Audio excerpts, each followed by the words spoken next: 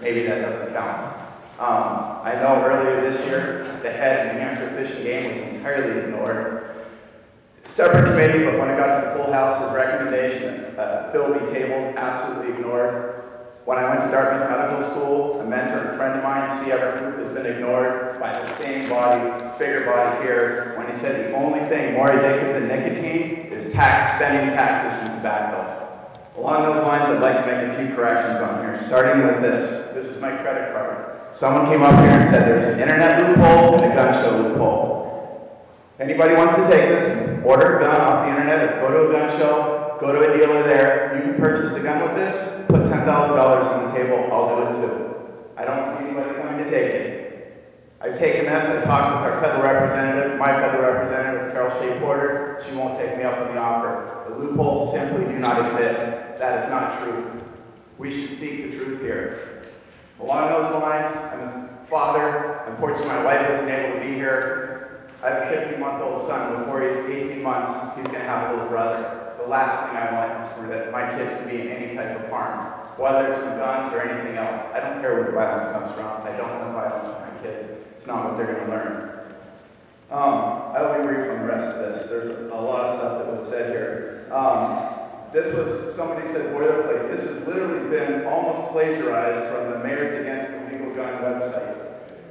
Mayor of Nashua had to step down from that committee. The mayor of Dover, who was a member of that, got run out of town. The IACP and NAAG have the same goals, as well as Representative Ahern on her Vote Smart webpage directly said her goal is to disarm every citizen and confiscate guns. That's right out of their mouths. That's not mine. I have to say this is really going to be low. When I was a kid, people used to talk about taking one stone and killing two birds. This is one bill that's going to kill two constitutions. And the purpose of both the U.S. Constitution and the New Hampshire State Constitution, which predates the U.S. Constitution, is to limit the government. It's not to limit the people. It's to limit the government. So don't think about doing anything else. I'm going to be brief and just kind of skip through this.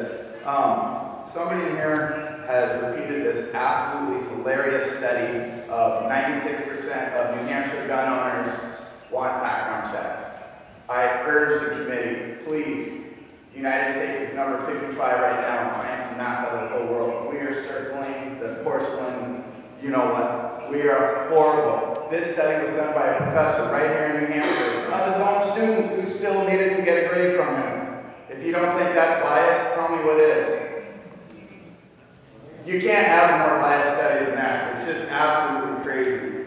I urge you to actually do fact checking on some of these absurd claims that are made on here.